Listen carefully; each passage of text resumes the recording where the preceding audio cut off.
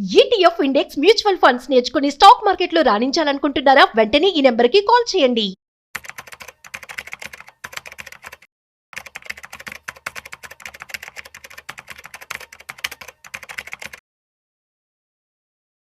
Trump tariff కావచ్చు. So దీని ద్వారా స్టాక్ మార్కెట్ అనేది చాలా రోజులుగా మనం వోల్టాలిటీ ఎక్కువ చూస్తూ ఉన్నాం.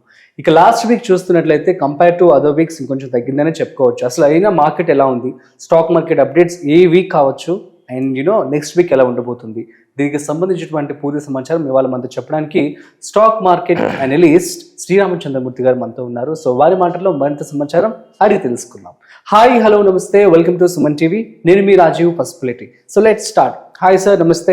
నమస్తే అండి సార్, ఎలా ఉన్నారు? ఫైన్ సార్, బాగున్నాం. ఓకే, సో ట్రంప్ టారిఫ్ ఇబ్బంది పెట్టిందని చెప్పి అనుకోవచ్చా సార్? అసలు ఎలా ఉంది last week market and next week ఎలా ఉండబోతుంది? ఇబ్బంది అయితే ట్రంప్ టారిఫ్ ముందు నుంచే కూడా ఎక్స్పెక్టేషన్ మార్కెట్ ఎక్స్పెక్ట్ చేసింది. సో ట్రంప్ కొంచెం సీరియస్ గానే టారిఫ్ వేస్తాడని లాస్ట్ 10 days నుంచే మార్కెట్స్ ఫాలో అవుతున్నాయి. Okay, so Indian government expect చేసిన 90 days టైం ఇచ్చినా కానీ ఇంకా రిజాల్వ్ చేయలేకపోయింది. So due to various reasons. But దాని ఎఫెక్ట్ ఇవాళ ఏంటంటే మార్కెట్ మీద గట్టిగానే పడింది. ఓకే, సో దాని ఎఫెక్ట్ ఏమైందంటే ఇప్పుడు 24,565 దగ్గర నిఫ్టీ క్లోజ్ అయింది. దాదాపు ఈ నిన్న ఒకరోజు 200 points డౌన్. మామూలుగా చూసుకుంటే 25,300 హై నుంచి ఇప్పుడు ఫాల్ అయింది. సో దాంతో కంపేర్ చేస్తే మీకు దాదాపు 700 points డౌన్ అయింది. ఓకే, అలాగే బ్యాంక్ నిఫ్టీ తీసుకుంటే 55,600 ప్రెసెంట్ రేంజ్ లో ఉంది. ఇది 57,600 నుంచి దాదాపు 2,000 points ఫాల్ అయింది ఈ 10 days లో. ఓకే, సో దీని impact it clearly shows the impact of tariffs. Okay, and at the same time ఈ యొక్క ఎర్నింగ్స్ కూడా ఎక్స్పెక్టెడ్ ఎర్నింగ్స్ కొన్ని కంపెనీస్ కి రాకపోవటం కూడా మేజర్ డ్రాబ్యాక్ అయింది. ఓకే, అలాగే ఎక్స్పెక్ట్ చేసిన కంపెనీస్ కూడా ప్రాఫిట్ బుకింగ్ వల్ల కూడా డ్రాగ్ అయింది. ఇప్పుడు రిలయన్స్ హైయెస్ట్ గా వచ్చింది, కానీ అది ప్రాఫిట్ బుకింగ్ వల్ల ఏమైందంటే దాదాపు 150 points డౌన్ అయింది. ఓకే, సో ఇవన్నీ రకరకాల ఇన్సిడెంట్ జరిగి పాజిటివ్ గా అసలు ఉన్నది ఓన్లీ ఎల్ఎన్టీ ఒకటే పాజిటివ్ గా ఉన్న నిఫ్టీ 50లో ఉంది. మిగతా అన్ని కూడా డౌన్ ట్రెండ్ కి వచ్చాయి అనమాట. ఓకే, సో ఇది జరిగింది. ఓకే, మరి ఏ సెక్టర్స్ ఎఫెక్ట్ అయ్యాయంటే ఏమంటారు? ఐటీ మనం చూస్తుంటే అది కూడా తగ్గింది. మనం ఒకసారి డీటెయిల్ గా వెళ్తే అసలు ఐటీలో తీసుకుంటే టీసీఎస్ కంటిన్యూ ఫాల్ 30% దాకా ఫాల్ అయింది. అవును, ఇన్ఫోసిస్ దాదాపు అదొక 20% ఫాల్. టెక్ మహీంద్రా కానీ హెచ్సిఎల్ కానీ ఇవన్నీ కూడా 15-20% ఫాల్ అయినాయి.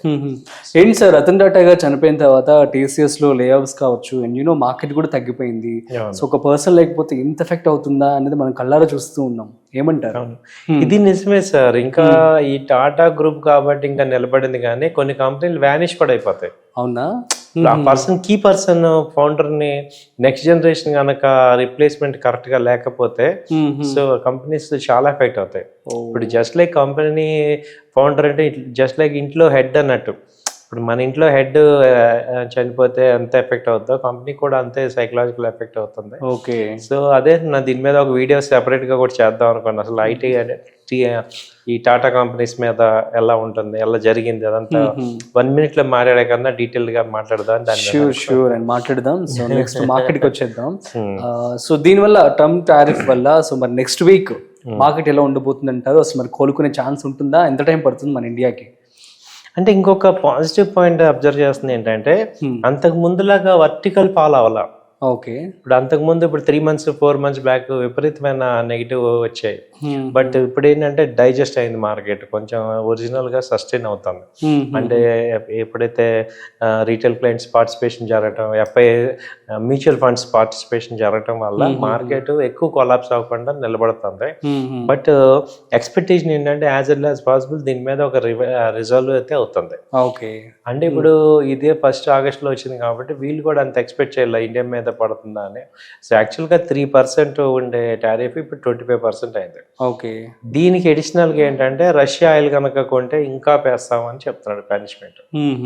సో దాంతో ఫస్ట్ రష్యా ఆయిల్ కొనటం ఆపాలి, మళ్ళీ వీళ్ళతో ఎందుకంటే ట్రేడ్ డీల్ జరగాలి, ఇవన్నీ కూడా ఈ 15-20 డేస్లో ఉంది కాబట్టి వన్స్ ఇది మెటీరియలైజ్ అయ్యేంత వరకు కొంచెం నెగిటివ్ ఉండొచ్చు. కాబట్టి ఇన్వెస్టర్స్ అందరికి ఏం చెప్పేది ఏంటంటే ఆల్రెడీ ఇన్వెస్ట్ చేసిన వాళ్ళందరూ కూడా మీరు పుట్ ఆప్షన్స్ తీసుకొని హెడ్జింగ్ పెట్టుకోండి. Okay, positions above 5 lakhs 10 lakhs ఉన్న పోర్ట్ఫోలియోస్ బ్లీడ్ అవ్వకుండా మనం ఏంటంటే ముందు జాగ్రత్తగా పుట్ ఆప్షన్స్ పెట్టుకోవడం. ఎందుకంటే ఇది న్యూస్ బేస్డ్ ఈవెంట్ కాబట్టి ఎప్పుడు రిజల్ట్ వద్దో తెలియదు. కాబట్టి మనం కొంచెం అలర్ట్ గా జాగ్రత్తగా ఉండాల్సిన టైం. ఓకే, సో మరి సెక్టర్ సంబంధించి ఇన్వెస్ట్మెంట్ చేసే వాళ్ళకి థిమాటిక్ లో పెట్టమంటారా, ఏ సెక్టార్స్ లో పెట్టమంటారు? సో ఫార్మా కొంచెం బాగుంది అని చెప్పి అంటూ ఉన్నాము. సో ఈ వీక్ లో ఎవరైనా పెట్టుబడి పెట్టాలి అనుకుంటే వాళ్ళకి ఏం సజెస్ట్ చేస్తారు? మల్టీ అసెట్ లో పెట్టుకోవచ్చు సార్ సెక్టర్ అంటే. ఎందుకంటే ఫార్మా కూడా ఎఫెక్ట్ అవుతుంది, ఎంత ఎఫెక్ట్ అవుతుంది దాని మ్యాగ్నిట్యూడ్ ఏంటో అర్థం కావట్లేదు. కాబట్టి ఏంటంటే మల్టీ అసెట్ అంటే గోల్డ్, ఈ మెటల్స్ వీటిల్లో కూడా ఉండే సెక్టర్ లో పెట్టుకోండి. ఎందుకంటే గోల్డ్ పెరుగుతుంది ఇప్పుడు ఇలాంటి సిచ్యుయేషన్ లో. అవును.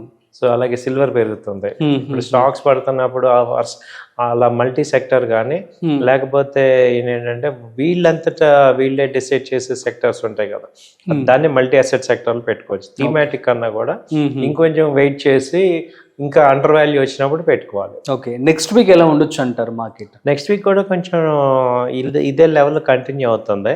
ఓకే, సో కాకపోతే విపరీతమైన అంటే టువర్డ్స్ డౌన్ సైడ్ ఉంటుంది.